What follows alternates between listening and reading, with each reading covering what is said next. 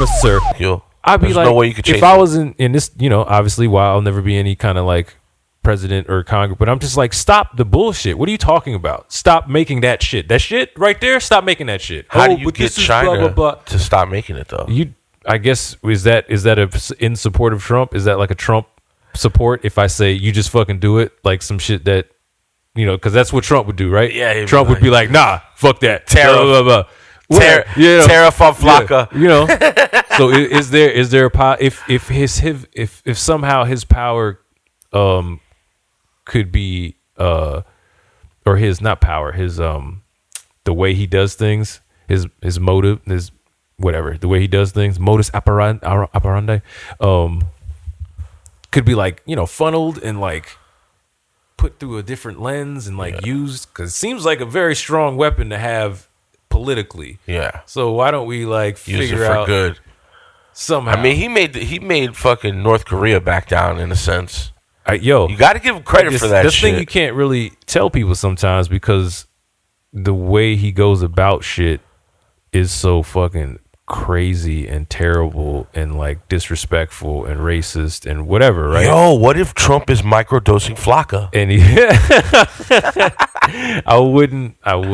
That's what keeps him on edge. He's like almost 80 years old. I wouldn't be surprised. But it seems like some of the stuff that's happening is positive, has positive outcomes for everybody. There's little ones and there's also other ones that just don't. So I understand why people are pissed off. I'm pissed off, but I'm saying in the instance of Flakka, I would unleash Trump at his best and just say, go for it, buddy. Hey, man, go for it. Yeah. Do your thing. And he can just whatever. And that sounds very ignorant of me because I don't know what the fuck goes on behind closed doors and how that, works in the hierarchy of people in charge or whatever. I'm talking very like dumb person, regular person. This shit is crazy. Yeah. Stop fucking around with it while adjusting the law to molecules. Like, what is that? The people are eating people's faces, dog. Yeah, like, no, bro, it's keep that shit out the country. People running in front of cars. You can just send it in. Oh man, why are you doing Flakka? I met a homeless dude. He was like, yo, I got arrested last night. It wasn't my fault. And I'm like, what do you mean? Why wasn't it your fault? I fell asleep on the street. I was so tired. I'm like, oh man, from being, because you don't get a lot of sleep being homeless. I understand. He goes, well, I met my friend down here and he wanted to smoke some weed. And then after we started smoking, he told me it was K2. And I'm like, oh, you couldn't tell the difference between K2 and weed? He said, I just thought it was some bum weed or whatever. I'm like, damn, man. K2? Why would you smoke that shit? You know what I mean? I figured since I already started, I might as well just finish it. I mean, I'm like, bruh, he's not a quitter. You know what that shit does? Like when you ever see that Key and Peele skit? Yeah. Like dropping glass into his eye or whatever. Here's a better scenario though. What if you're in jail and you haven't smoked weed forever and all there is around is KT2? You don't smoke weed. I might hit it once. If you're in jail, you don't smoke weed. You don't fucking drink alcohol. You don't do anything. You've been in there for life? No. Okay. Obviously, that's a different scenario altogether, right? That's what I'm talking about. It's like, what are you going to give me more life? Yeah, exactly.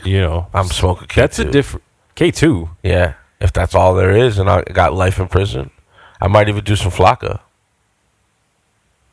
I would hate to. I don't know. That shit fucks you up, man. Like that's like you're in jail for life. You might as well still go fuck up some prison guards. Take some Flakka.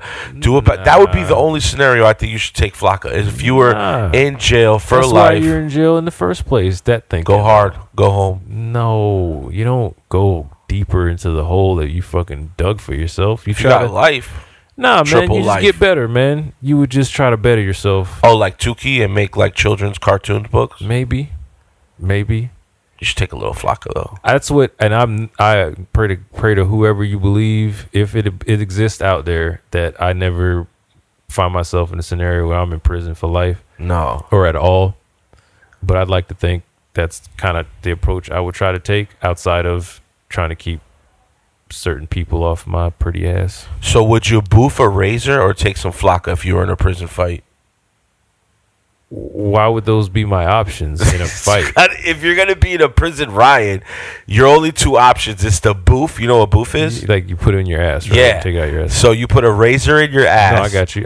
Take some I got flakka it right away when you said it. I didn't need it. If you're in a prison riot, I'm saying, why are those my two options? Because you gotta either go berserk and snap people's neck or start cutting people. Why can't I just fight? Nah. I mean, if I'm gonna get my ass whooped in jail, I'd rather fight. I'd rather fight. I'd rather just fight so people see me fighting, and at least I get that. I would go take some flakka and go berserk. I would boof a razor and take flakka. I'm going down, and I got my paperwork to prove I had to snitch. Yo, that there's an argument for it. I can't say there isn't an argument for it. I'm just curious why those are the only two options, and why's it got to be a razor? Jesus Christ. Something like that's all I hear about when I listen to like a stack of quarters. You know what I mean? I've been on hard like YouTube prison boof a stack of quarters. YouTube some prison like the prison reform channels like just got out and 23 and locked out, whatever. Those are great stories in there. Yeah, a lot of them include boofing shit. Oh my god, the only one I which I think at some points included that was. The ones I like to watch is the guy who does like cooking tutorials about how you cook, like how he would make shit in prison. Yeah, I think that's the same. This is the homie, blah blah blah. You know what I mean? It usually involves hot Cheetos some type of way. Pizza dough from like crushed up crackers. The most amazing, and they like put it in a bag and put it in like boiling water or whatever to mimic the wash machine or whatever. I love that shit. The resourcefulness. I do. I've never made one. I've always wanted to make one. But that guy is awesome. And like I think there was a spice that they wanted to use one time and had to get in a certain way. That's why boofing came in. I don't know if I'm remembering that right. Prison life is real as fuck. Yeah, man. I will say in a weird way, respect to them, I guess. For surviving. Yeah, man, that's just rough. It shouldn't be the way it is, man. So, I mean, you made some mistakes, and I think the majority of people in prison are probably not like bad people necessarily. Not if you're from Norway. They just made some mistakes. They got put in circumstances, and there they go. I don't think they're boofing anything in Norway. They don't have to. They can file a lawsuit because their PlayStation fucking 3 isn't coming in. Well, if you have any interesting stories about being on Flakka, make sure you email us at freshproducefloridamedia@gmail.com. Let us know your encounters with the Flakka flame. My name is Phraydoe Flakka. And my name is a super, super, super tired, hungover Thompson. Yo, shout out to Thompson for holding us down on his drunken episode. Holding in might be because after I ate all that candy and drank that tequila, you're gonna have to pooty. We'll see. See how it goes. You might be doing the Flakka dance on the toilet.